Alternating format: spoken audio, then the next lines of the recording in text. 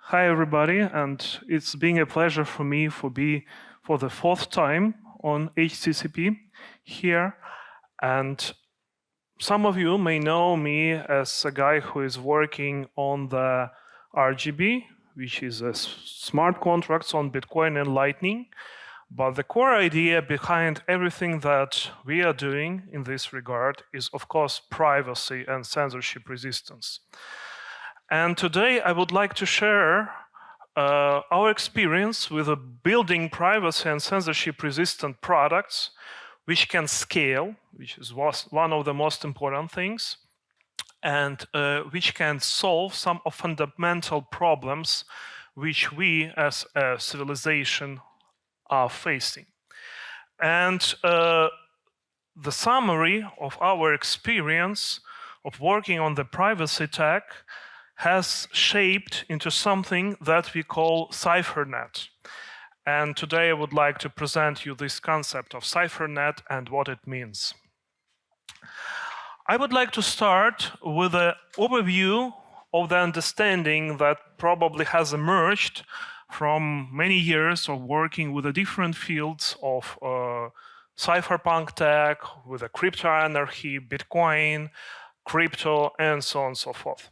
So it all has started, as you know, with a cypherpunk, and I'd like to say that probably the main cypherpunk idea is the individual privacy. So what cypherpunk is focused is to give the privacy tools to individuals and promote individuals using those tools to protect themselves and protect their individuality. So that's where it all has started. With the time, we have another thing appearing, which was a crypto anarchy. And how crypto anarchy relates to the cypherpunk? Well, they are highly intersected. The level of intersection here is not illustrative because I want to keep the text aside, but basically they are highly intersected. And I do think that the difference is that crypto anarchy is about privacy and privacy-based decentralized markets. So it takes the idea of cypherpunk and brings forward such that instead of having a single individual empowered with a privacy tool, you have a markets created by such individuals, and you give a tools how these people can interact without losing their privacy and still continue to communicate, trade, and express their individual freedom in communication and economical interactions. So these are two cornerstones. With the time, on top of them, we have more phenomena appearing, and one of them is Bitcoin maximalism, which went out of cypherpunk, and initially Bitcoin was a cypherpunk project. But culturally, over the time, this Bitcoin maximalism thing has evolved, and Bitcoin maximalism became something about what I call a digital scarcity. I'm not saying that Bitcoin maximalism is about Bitcoin as money or about having nothing else than Bitcoin. That's all secondary, to my opinion. I think the core idea is that Bitcoin maximalists believe we need a digital scarcity. I would personally say that I'm not very much into this because, maybe digital scarcity is important, maybe not. There could be different opinions. So that's why I put it somewhere aside of this story. And I think still the cypherpunk is much more important than just digital scarcity. On the other side of the story, we have this all shiny new thing, which is called crypto and Web3. And I believe that today it's pretty much a different world comparing to Bitcoin maximalism world. It's originated from the same roots. But today, crypto and Web3 idea is about democratized finance. The idea is that you have a huge threshold for people entering the finance world, and finance world means speculations. And I think speculations are good because they enable markets to run, then they provide liquidity to the markets, and because of the speculation, we can actually have a free market. But with all regulations and because of the lack of the privacy, we had a huge threshold. People are not able to participate finance markets because they are not licensed investors and so on. And crypto and Web3 has broken that, at least partially. Why partially? Because basically it's not always that private, it's not always that censorship resistant, meaning that regulators have a very strong and efficient means of attacking it, what they actually do. And also crypto and Web3 frequently diverges from the original crypto-anarchic ideas, even trying to interact with the regulators and achieve some common ground, which is not possible, because regulators are never about the personal freedom. So we have these two different worlds, quite separated from each other, and also already distinct from the earlier cypherpunk and crypto-anarchic ideas. But what I would like to talk about today is another thing, which it was hard to come with a word, because the words are already being used all around. But I think that cipher, as a short word, is the best way of expressing this idea. And this is idea about cryptographically backed individualistic civilization that takes the root in the cypherpunk as individual privacy and cipher anarchy as private and decentralized market, bringing that to the level of culture, to the level how you can build actually something that wouldn't be a collectivistic, so violence-based society, even outside of the story of just trade and markets, but in total culture, science, and everything. And here, where it has started, with this cipher hypothesis. And it's a very interesting thing, because you probably heard about Fermi paradox, that according, if we will just take the probabilities and compute the number of stars in the galaxy, the number of galaxies in the universe, the number of planets near each star, we come with such large numbers, like we have more than 200 billion stars and maybe trillions of planets just in our galaxy. And we also have probably trillions of galaxies in the universe, that the probability that there is a life somewhere out there is so huge that we must see it. But the Fermi paradox, formulated by Fermi, actually says that, well, the probability is high, but we don't see any other life in the universe other than just ours life. And actually, there is many attempts of answering this Fermi paradox, why that happens. But the one I specifically like is that we don't see other civilizations, because any advanced civilization use a privacy technology and cryptography to encode its own communications, and not just to hide its existence, but because it is natural for advanced civilization to use privacy to the level that external observer like us can't distinguish it from the white noise of the universe. And actually, there could be a proof, which I formulated in this hypothesis, that this is inevitable. Because there is a trilemma that exists, that if you took the universe and the possibility of life there, either it should be that agents, intellectual agents, intelligent agents, which emerge from that life in the universe, must have a fixed life expectancy forever. And immortality is not possible. They always change and die all the time. So biology, that's why biology invented the death and aging as a way of changing the genotypes. And technically, it's impossible to ever escape that. And that's why the civilization have always changing set of individuals. And that's why it has some restrictions of how far it can go in the technological progress, because, for instance, it can achieve potential immortality. Another alternative to that is that agents are not able to come to the totality of their power. Because if they are immortal, they eventually will become much more powerful. And those who appear after them, they have a very unfair conditions, because they have to compete to something that is much more involved. So the progress is not possible when you compete to something more involved. So there should be some means which restrict the power of those agents who exist for a long time. So that's another alternative. Or there is a third alternative that this is both not true, and some being eventually develops to the totality of the power. We have a global, not global, but universal totalitarianism. Some of these intelligent beings becomes the ultimate God, and we end up in the totalitarian universe. So there is no fourth opportunity. Something of this should be true. We don't know what is true, but our take that the only option which is acceptable psychologically for me, because you can't prove or disprove any of them, is the fact that there is a cryptographic technology that is possible. And because of cryptographic technology, you have a privacy. And privacy allows you this second option, that you will not be ever able to come to the totality of power because other agents will be not seen by you. They will be hidden behind the privacy wall. So the only way to enable this second option is to have something that allows you individual privacy. And it seems like we live in the universe where the privacy is possible because we have cryptographic hash functions and elliptic curves and DLP and other problems which are not solvable. Even if quantum computer can break elliptic curves, you still have hash functions.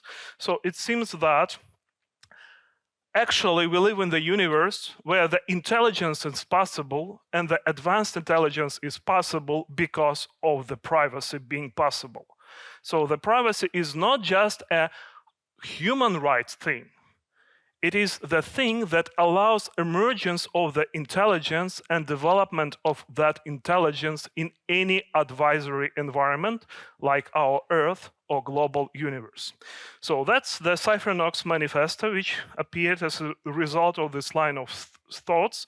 And it says that actually the privacy is the ultimate tool to build a civilization of individualistic intelligent beings.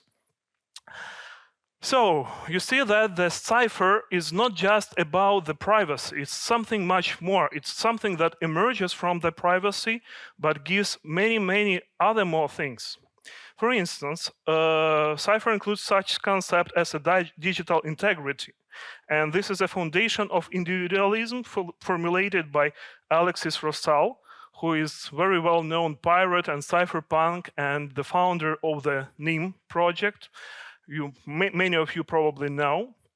And the idea of digital integrity is that the data that you produce during your life is the same integral part of yourself as your legs, arms, and other body parts. So if government tries to take off of your data, take over your data and surveil you, it's the same like it dismembers you and pretends to be able to control what you do with your own body. So the digital integrity is not about the privacy, but about your being able to maintain the holistic of your being, which includes both a physical body and the data that you produce during your life. Another thing which Cypher is about is that what I just explained, the way how you can develop the technological civilization further is eventually you have this divergence of individuals who being developed in different directions. Like there might be some AI appearing and people will be merging with the AI, or they will be doing modifications to their biological body, some mutations, whatever, and eventually we wouldn't have a single species. It's inevitable that with the technological progress we get a huge diversity, and this diverse systems has to build somehow the interactions within it, and the privacy and ability to build a free markets based on privacy is one of the main ways how this can be achieved. And in 2017, when I've been here first time, I was presenting the idea of Free AI Manifesto, and the title line was "Why Anarchy Should Not Be Only for Humans." So this also emphasized that idea. You can check the manifesto on the Free AI, but basically it was saying that AI must not be censored, not just humans, but AI shouldn't be censored. It shouldn't be oligopolized as we see today.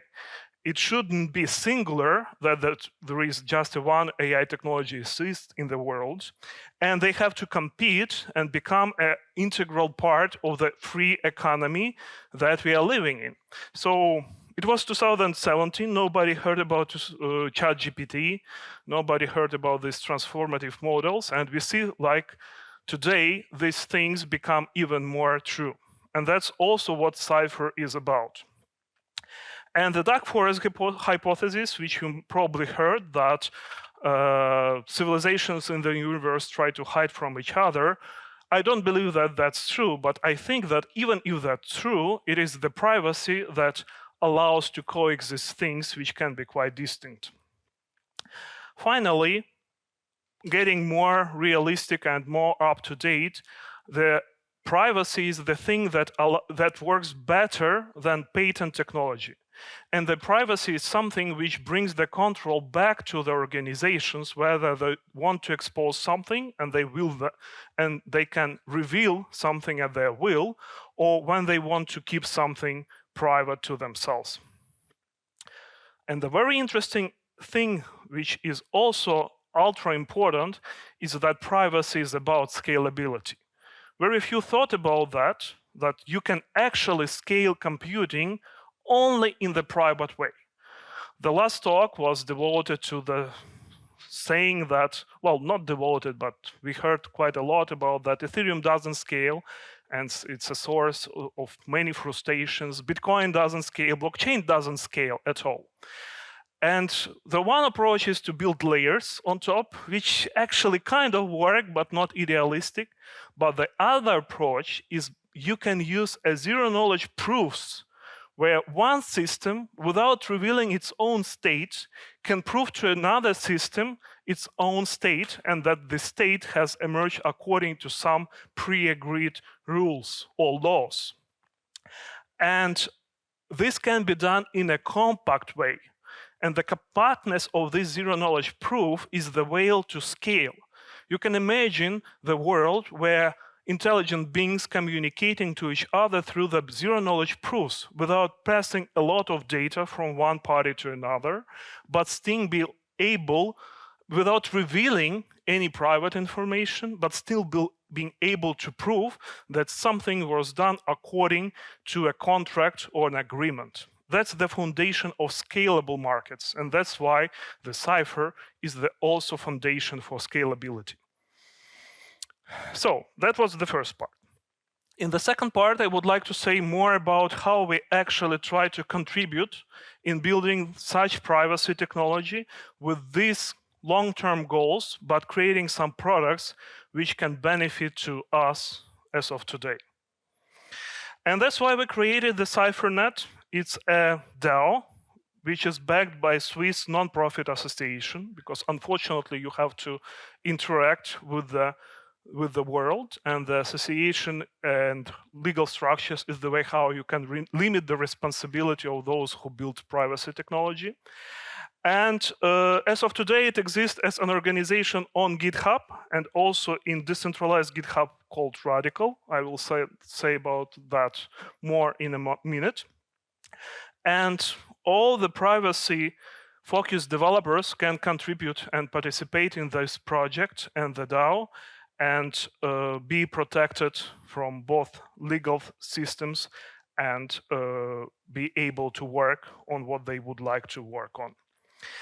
And three main focus areas we are planning to work are the privacy, improving the privacy of TCP/IP networking stack, building foundations for a proper anonymous identity, and eventually working to contributing to the development of mesh networks.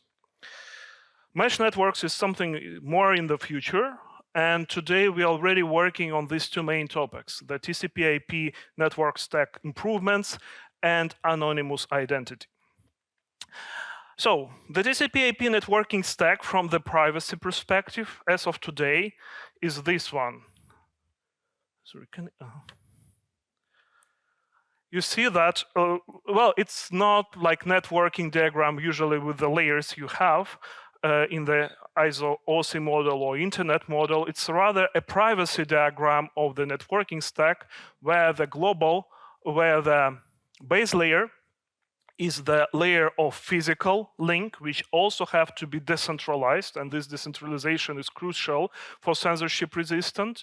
And on top of that, we have a layer that anonymizes the users, saving their privacy, the layer that does encryption, and the layer that does authentication, but only then when it is necessary.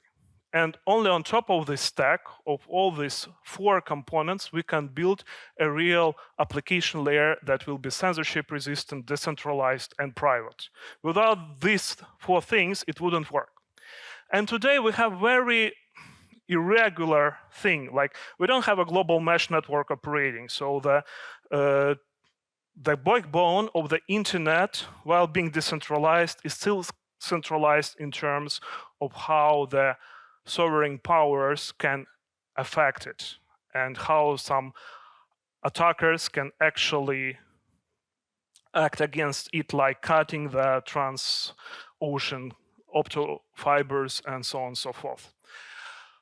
And also, actually, the whole countries can be disconnected from the internet via the firewalls, like the example of China or North Korea shows us. So we don't have the proper physical decentralization layer yet. The other layers is just a mess because nobody ever thought about properly abstracting anonymization from encryption from authentication, because without that, you can't get each of these properties properly. So today we have IPsec, what people call a VPN, virtual private networks, which take care about anonymization and encryption, but it does that in a bad way, because basically while it does the encryption, it still doesn't perform the proper anonymization, because the server you connect to knows about your identity and it can be inquired by the regulators and law enforcers. So basically it doesn't actually do the proper anonymization. On top of that, you have the protocols like TLS SSL, which can be used by HTTP, WebSockets, mail, and some other systems, and SSH for the remote command line access or to stream the Git data through it. However, they are also not the best thing that we may have, and let me pay more attention to that in a couple of slides. To summarize the problems with the current TCP/IP stack, I would name 4 of them. So we don't have a proper encryption accessible to all the protocols, because this TLS SSL doesn't do what we actually need, and I will show you why in a moment. We don't have an identity system that protects the individual data. We don't have something that will be censorship resistant, and we don't have sufficient anonymity if we use just VPN. That results in 4 main problems for the privacy, from the privacy perspective. First of all, it breaks individual freedoms. It leads to a loss of assets. Sometimes it leads to a loss of life, and I will name several examples how actually that happens with the stack we have today. And finally, it adds up with a system that is focused actually more on society than individualism. So let's get into these details. First of all, SSL TLS, which is based on private key infrastructure and centralized authorities instead of using Web of Trust. The problem that it is centralized authority who can replace that, and the centralized authority database can be hacked. And Phil Zimmerman has shown a great example on the Proof of Work Summit a few days ago, when he said that when the database of central authority were broken back in the days, the Iranian government was able to buy from the hackers those data and then issue forged certificates for Gmail and many other websites. So it was able to do a man-in-the-middle attack and read the emails and whistleblowing and everything from the citizens, eventually leading to imprison these people and even bringing some of them to death. So the centralization of SSL TLS is a live threat to people who live in totalitarian society. And we don't have any proofs that tomorrow our own societies where we live in wouldn't become a totalitarian. This can happen to US, this can happen to Europe, this can happen to any place. So that's why it's a fundamental threat that we have today, and SSL TLS is not the way it should work. The same problem, pretty much the same problem with a domain name system governed by regulators. We have a recent case where Craig Wright got against bitcoin.org for hosting white paper, and he applied to UK court. And because Bitcoin.org owner would like to stay anonymous, the court took a default decision.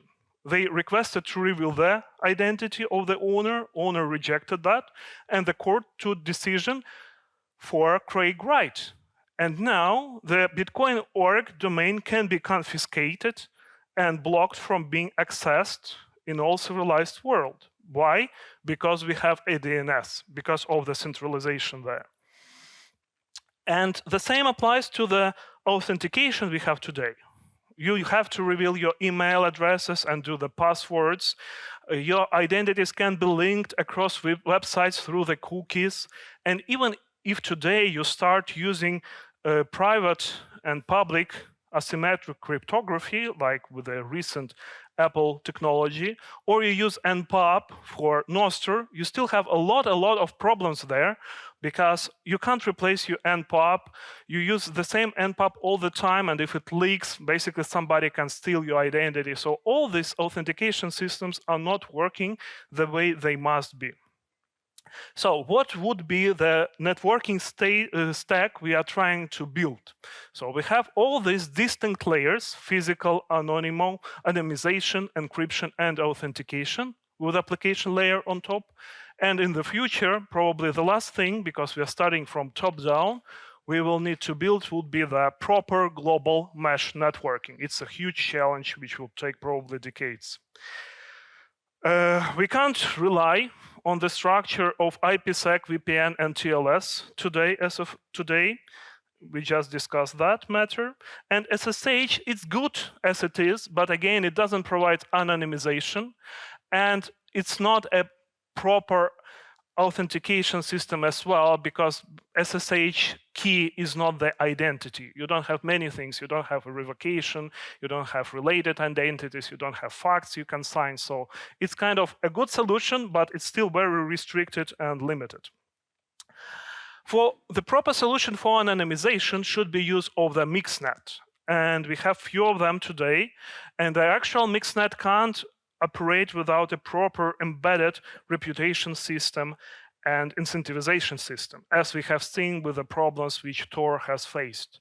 And it's good that it switched to the proof of work, and there are more alternatives appearing each day, specifically NIM, the one who is sponsor of the Today conferences, which attack the same problem. So fortunately, there are projects who does that already.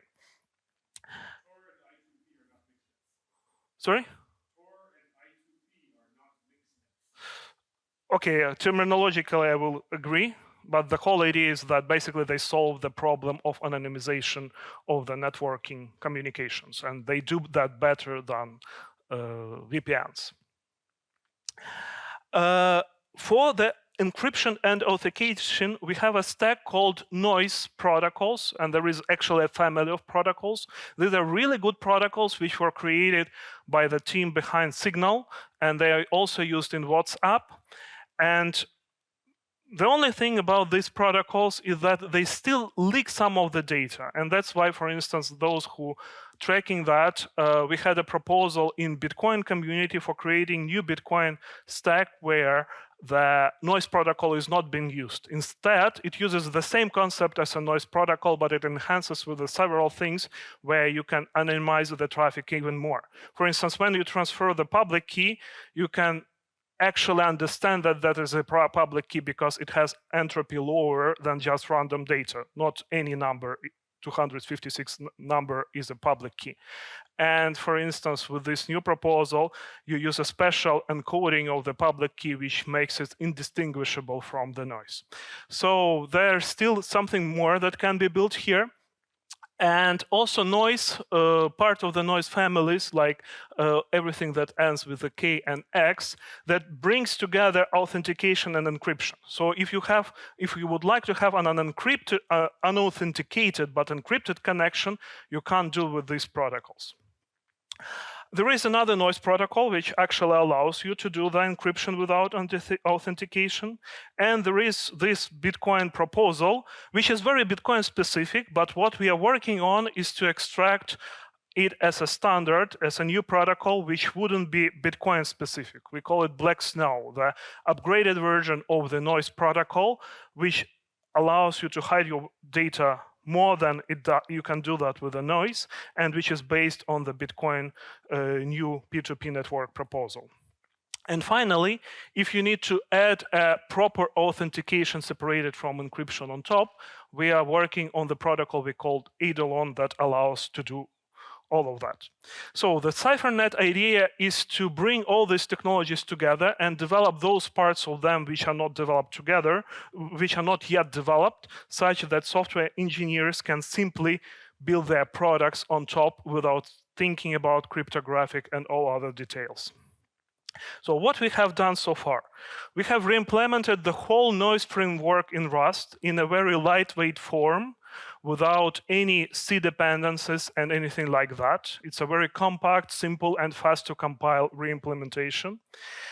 We have created another tool, also written in Rust, which is universal addresses, which support noise framework and mixnets, such you can express the address of the server you connect to, but instead of using DNS, instead of relying on TLS, you provide the public key and the mixnet address of the service you are connecting to. It's pretty much like Lightning nodes, but more generalized, so it can work with any of the protocol stack that we just discussed.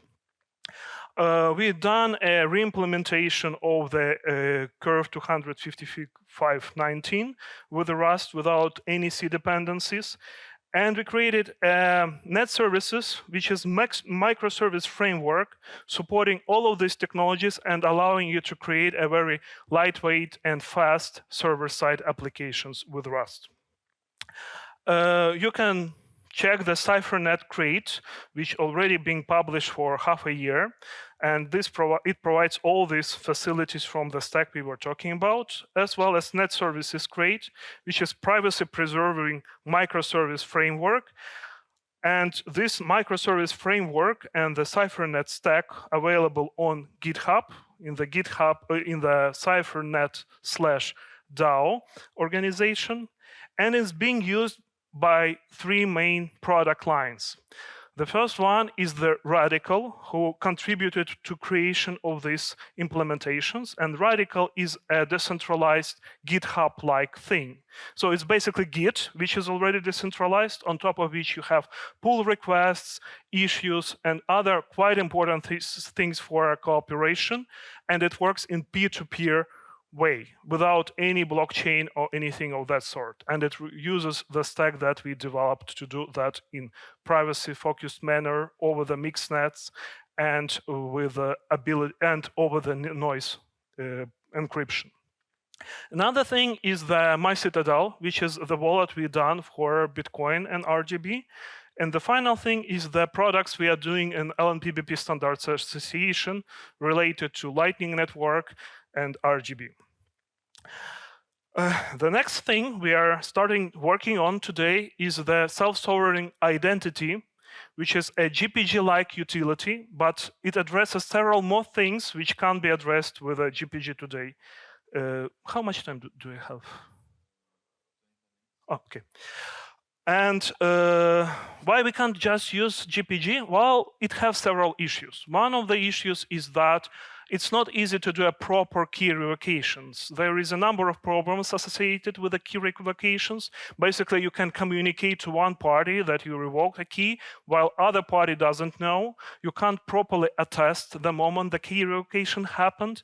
You can't properly communicate the new key globally. You have to rely on the key servers, which also have a lot of issues, and that actually leads to the fact that Web of Trust hasn't got adopted by people, and it's really big challenges in getting people using GPG and PGP.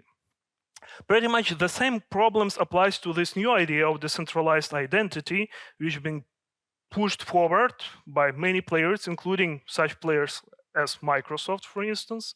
So what we instead would like to propose, that there could be a solution which is censorship resistant, not relying on any relays, based on top of Bitcoin blockchain, where you do not put any data into Bitcoin blockchain itself.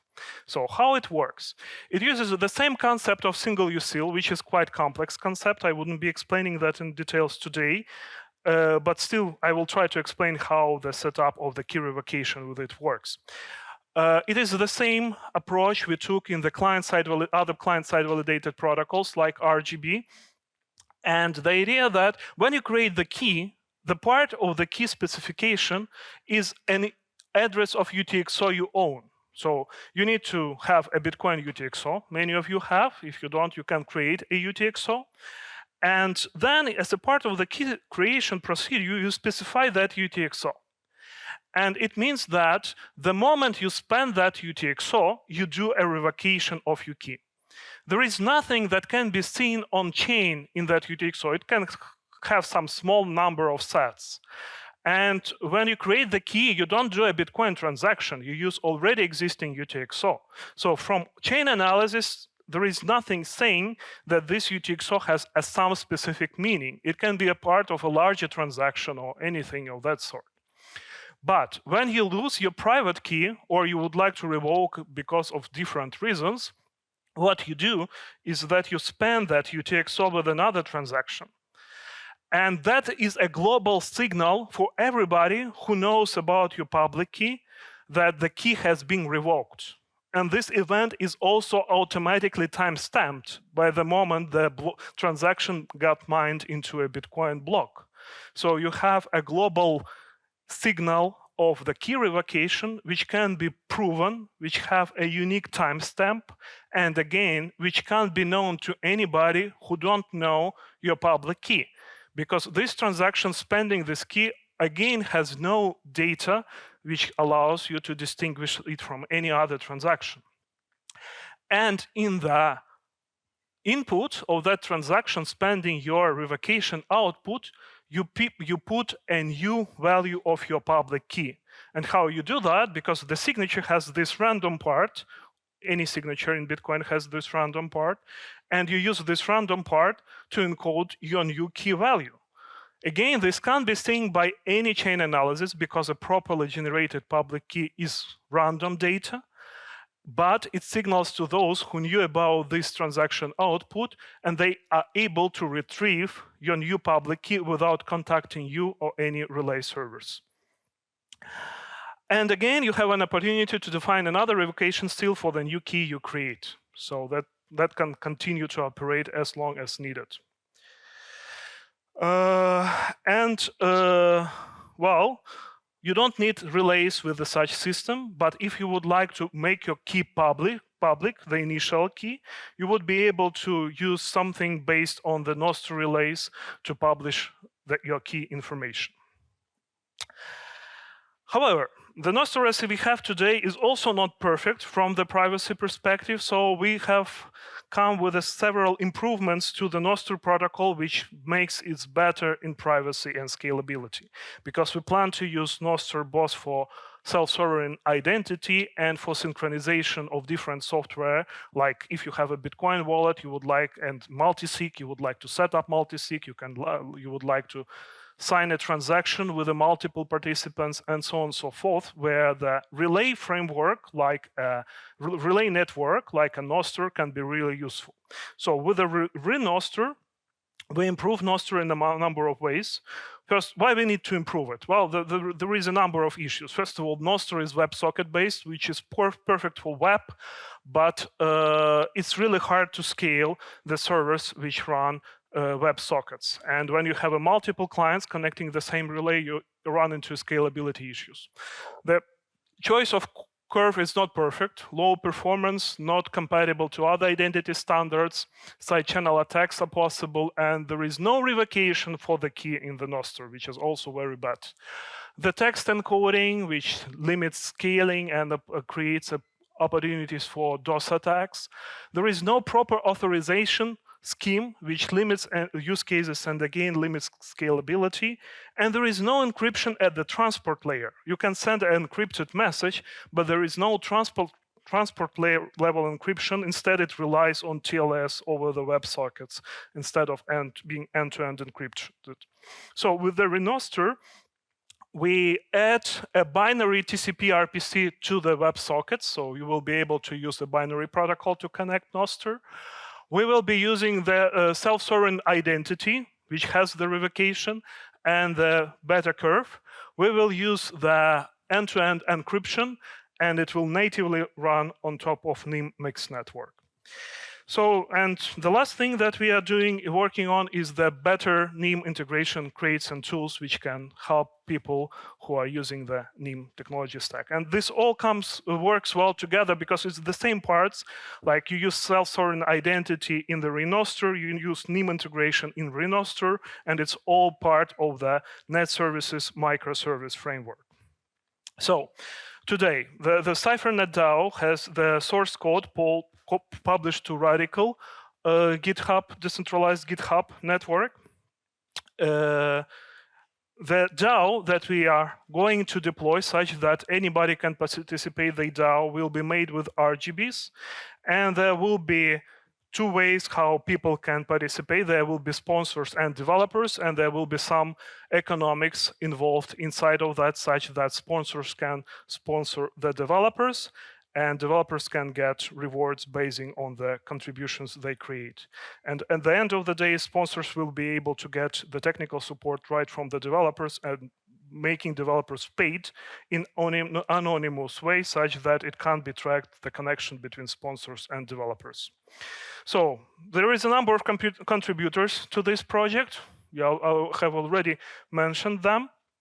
And join us and follow the announcements on Twitter and GitHub, and eventually on more decentralized networks. Thank you.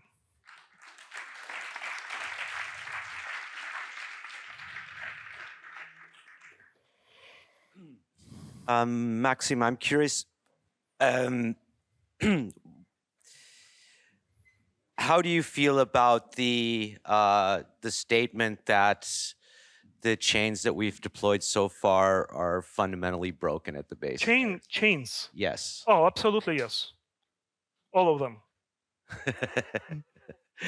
And do you think that with this explosion of, I mean, it's literally an explosion. I mean, if any of you are familiar with the Web3 privacy DAO, there's literally 600 projects listed on their website, and many of them have been funded via DarkFi.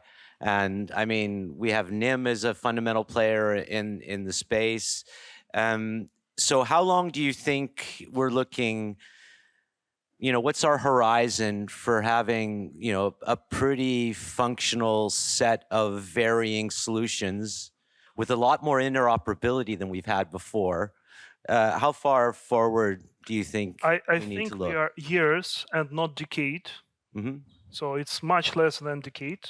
I hope it's 1-2 years. I know from my experience that probably it would be longer, like 3-4 years, and hopefully not much longer. The most important that we should get there before regulators will get on us and those who do end-to-end encryption and other privacy-based tech. That is the main challenge. So along with the projects that you've mentioned here, there's Prime. Yes. As well. And I've noticed now over the course of the last year that in your work, in your thinking, in your architecture, that you're looking to basically write Bitcoin out of the equation in many ways and make it not necessary. Is my impression. Well, depends on which Bitcoin you are talking about, because I actually call myself Bitcoin dissectionalist. So, a Bitcoin dissectionalist? Dissectionalist. Okay, right. that's so a good Bitcoin is a lot of different things. There is a proof of work and Nakamoto consensus, which I think one of the best consensus ever, and probably it's a foundation of censorship resistance. There is Bitcoin as a digital scarcity, which potentially can render it as a store of value long term, which has to be proven in next 50 years or something.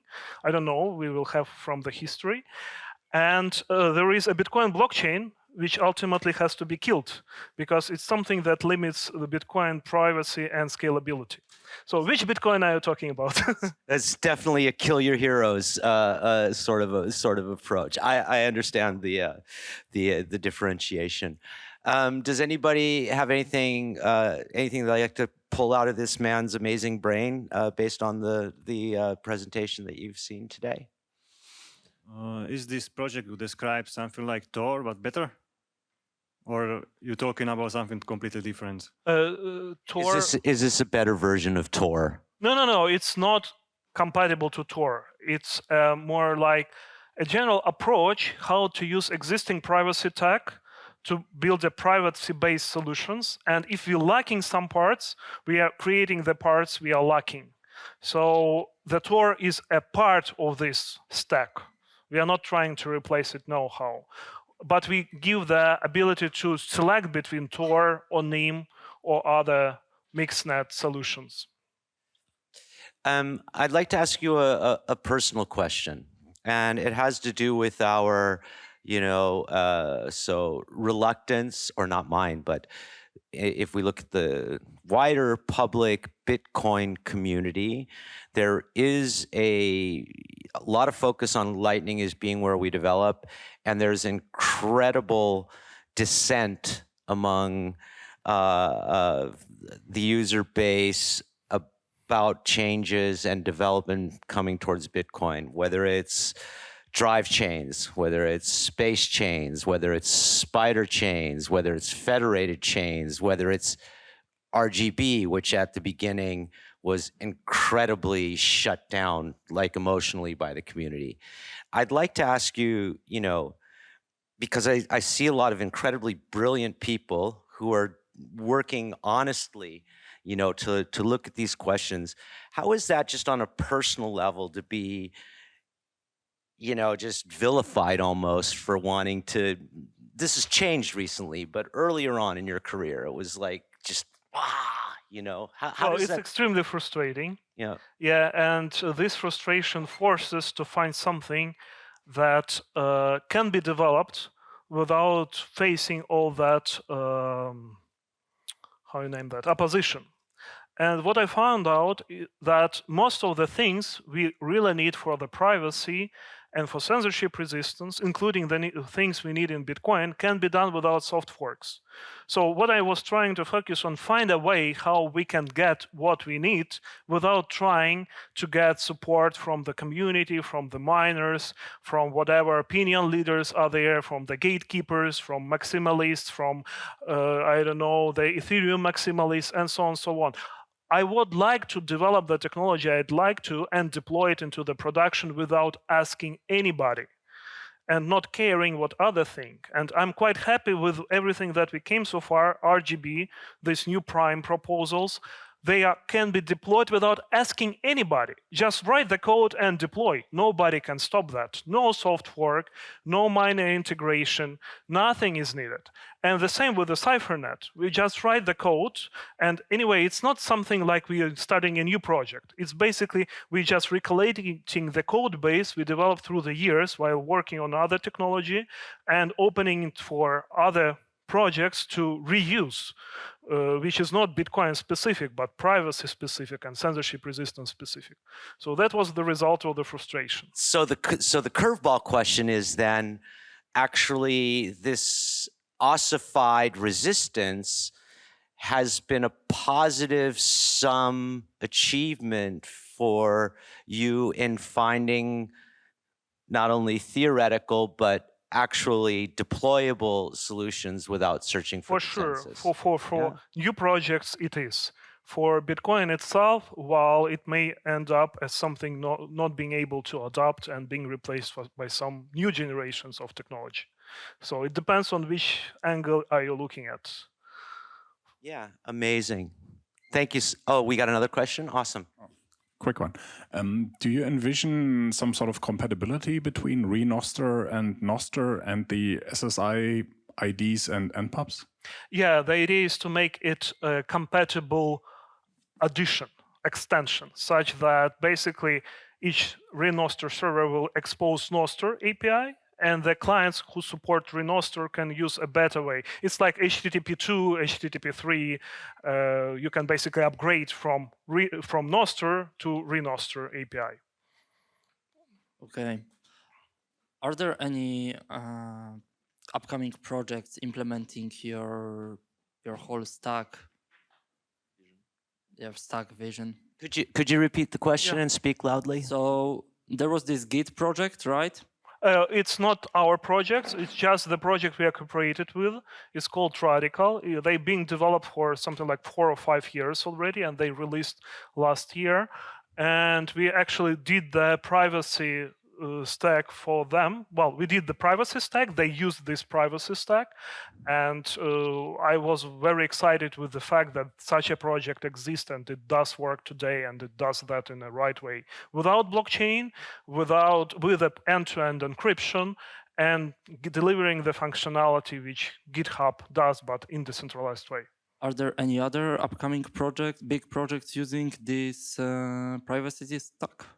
Well, we think that RGB and Lightning-based projects. Not yours. Not ours. No, I'm not aware of. And one of the reasons of this presentation to attract attention and ask people to use it if they believe in end-to-end encryption and privacy.